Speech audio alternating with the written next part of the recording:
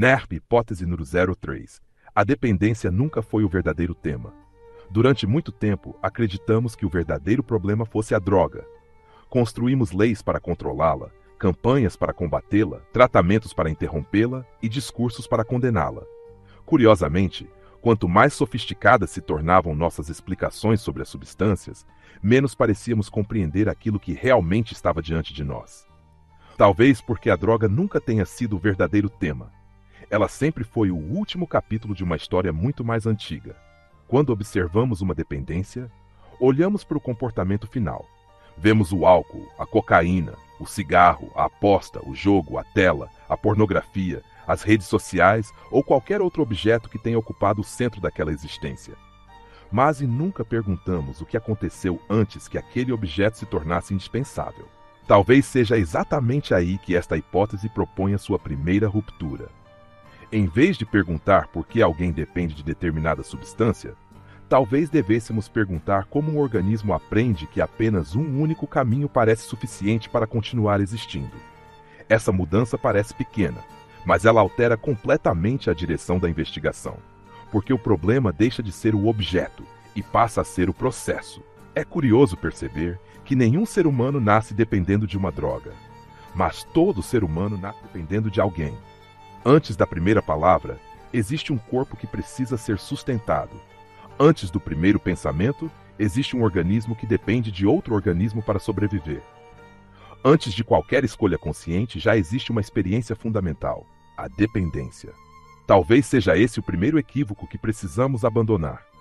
A dependência não é uma exceção da condição humana. Ela é a sua condição inaugural. Um recém-nascido depende do cuidado. Depende de alguém que interprete seu choro.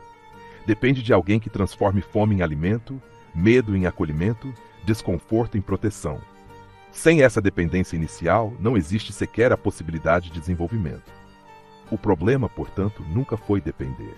O problema começa quando toda a existência passa a depender exclusivamente de uma única forma de responder à vida. Essa diferença muda completamente a discussão, porque deixa de existir uma oposição simplista entre dependência e independência. Talvez o verdadeiro oposto de uma dependência destrutiva não seja a independência. Talvez seja uma vida suficientemente rica para distribuir suas dependências entre muitos vínculos, muitas experiências, muitos afetos e muitas formas diferentes de existir. Pense numa árvore. Ela depende apenas da raiz? Não. Ela depende da terra, da água, da luz, do vento, dos micro-organismos invisíveis, das estações do ano e do tempo. Nenhum desses elementos sozinho sustenta sua existência. É justamente a diversidade dessas relações que torna possível sua continuidade. Talvez aconteça o mesmo conosco. Quando toda a organização da vida passa a depender exclusivamente de um único objeto, esse objeto deixa de ocupar apenas um espaço na existência. Ele passa lentamente a ocupar o lugar da própria existência. É nesse instante que a discussão deixa de ser moral. Ela se torna estrutural. Durante décadas perguntamos se determinada substância era boa ou ruim, lícita ou ilícita, aceitável ou condenável. Essas perguntas possuem importância jurídica e política, mas dizem muito pouco sobre aquilo que realmente organiza a experiência humana. Porque o organismo não responde primeiro às categorias morais. Ele responde às aprendizagens. Talvez essa seja a frase mais importante desta hipótese. O organismo aprende antes que o sujeito consiga explicar aquilo que aprendeu. Essa aprendizagem não começa na linguagem. Ela começa no corpo. Começa nos ritmos, nas presenças, nas ausências, na maneira como o sofrimento encontra acolhimento ou abandono. Muito antes de existir um pensamento organizado, já existe um organismo registrando experiências. Muito antes de existir um discurso sobre a vida, já existe um corpo aprendendo como permanecer vivo. Talvez seja por isso que Freud afirmava que o eu nunca foi senhor absoluto da própria casa. E talvez seja por isso que André Green insistia que determinadas experiências reorganizam o funcionamento psíquico antes mesmo de conseguirem transformar-se em palavras. Quando olhamos para uma dependência apenas como escolha, apagamos toda essa história silenciosa. Quando a reduzimos exclusivamente à dopamina também. Quando a reduzimos apenas ao trauma também. Quando a reduzimos apenas à pobreza, ao caráter ou à força de vontade, fazemos exatamente o mesmo movimento. Cada explicação isolada produz conforto. Mas a existência humana nunca foi simples. Talvez a droga apenas revele uma arquitetura que começou a ser construída muito antes do primeiro consumo. E talvez a pergunta fundamental nunca tenha sido: por que alguém usa determinada substância? Talvez a pergunta correta seja outra: o que aconteceu para que um organismo aprendesse que apenas aquele caminho parecia suficiente para continuar existindo? Existe, porém, uma diferença que normalmente passa despercebida. Durante muito tempo acreditamos que a dependência fosse sustentada pelo desejo. Falamos em desejo de beber, desejo de usar drogas, desejo de jogar, desejo de comprar, desejo de consumir. A palavra desejo aparece em praticamente todas as explicações, mas talvez ela explique apenas o início da história. Depois de determinado ponto, alguma coisa muda. O desejo inaugura a experiência. A repetição reorganiza o organismo. E a aprendizagem consolida um modo de funcionamento. Essa distinção é fundamental. Quando uma pessoa aprende a andar de bicicleta, chega um momento em que ela já não pensa em cada movimento. O equilíbrio deixa de depender da consciência. O corpo aprende um caminho e passa a percorrê-lo quase automaticamente. O mesmo acontece quando aprendemos uma língua, dirigimos um automóvel ou executamos um instrumento musical. O organismo incorpora. Depois, a consciência apenas acompanha aquilo que o corpo já sabe fazer. Talvez a dependência siga uma lógica semelhante. No início, existe curiosidade, depois existe prazer, depois existe repetição. Mas com o tempo, aquilo deixa de ser apenas uma experiência agradável, passa a integrar a maneira como o organismo responde ao mundo. É justamente nesse ponto que a palavra prazer começa a perder importância, porque depois de determinada aprendizagem, o organismo já não procura necessariamente sentir mais prazer. Ele procura manter um funcionamento que aprendeu como indispensável. Essa diferença muda completamente a hipótese.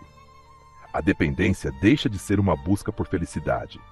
Ela passa a ser uma tentativa de preservar uma organização que o próprio organismo construiu ao longo do tempo. Talvez por isso tantas pessoas digam que já não encontram prazer naquilo que fazem. Continuam repetindo, mas já não sabem explicar exatamente por quê. É porque muitas vezes o prazer já deixou de ocupar o centro da experiência. O que permanece é a repetição. E toda repetição prolongada produz registro. Registro neurobiológico, registro psíquico, registro corporal. Talvez seja exatamente por isso que não faça sentido reduzir toda dependência à ideia de falta de força de vontade. Ninguém diria que alguém esquece de andar de bicicleta simplesmente porque perdeu força de vontade. O organismo aprendeu. Determinados circuitos permaneceram disponíveis. A questão passa a ser outra. Como construir novas aprendizagens suficientemente fortes para reorganizar aquelas que já existem? Veja como essa pergunta é diferente da anterior. Ela não pergunta como destruir um comportamento. Ela pergunta como ampliar o repertório de respostas possíveis de um organismo. Talvez seja exatamente aí que apareça outra palavra importante: repertório. Enquanto um organismo possui muitas maneiras de responder à vida, nenhuma delas precisa carregar sozinha todo o peso da existência. Ele pode conversar, pode caminhar, pode criar, pode trabalhar, pode descansar, pode brincar, pode produzir linguagem, pode pedir ajuda, pode elaborar perdas, pode suportar esperas. Mas quando essas possibilidades vão desaparecendo lentamente, uma única resposta começa a ocupar todo o território. É nesse momento que a dependência deixa de ser apenas um comportamento. Ela passa a organizar a existência inteira. Talvez seja por isso que tantas famílias observem mudanças profundas na pessoa muito antes de perceberem o consumo da substância. O objeto não reorganiza apenas horários.